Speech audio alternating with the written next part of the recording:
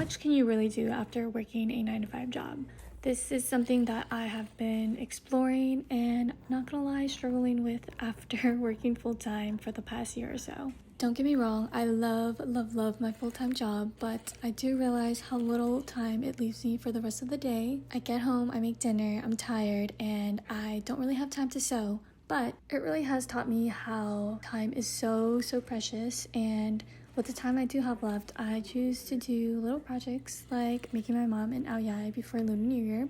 And although it's coming together pretty well, but also really slowly, it has been very tiring, especially with all my custom orders I've also been doing for Lunar New Year. However, I'm not saying this to complain, but really to reflect on how much of a privilege it is to be tired from doing something that I love. Growing up, I always saw my parents really tired and working their hardest to provide for both me and my brother, but truly they weren't doing something that they loved. And although we weren't raised in a rich household by any means, I think I am so rich in so many other aspects of my life now that I couldn't have possibly imagined a couple years ago. I'm truly so grateful to be going on fabric runs all the time, be so tired after work, but still so passionate about all the side hustles that I'm doing, to be able to stay up at night because my brain is just firing with new ideas. And honestly, making these videos and sharing it with you guys is such a good way to reflect and really just to slow down and see how far I've come. Because the truth is, I really don't feel like I'm successful or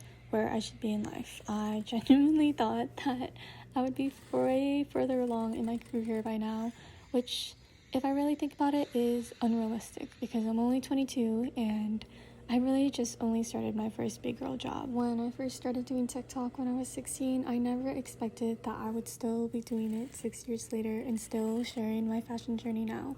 So if you've been following me for a while, thank you so much for following along with my journey, and I truly can't wait to see what the future holds.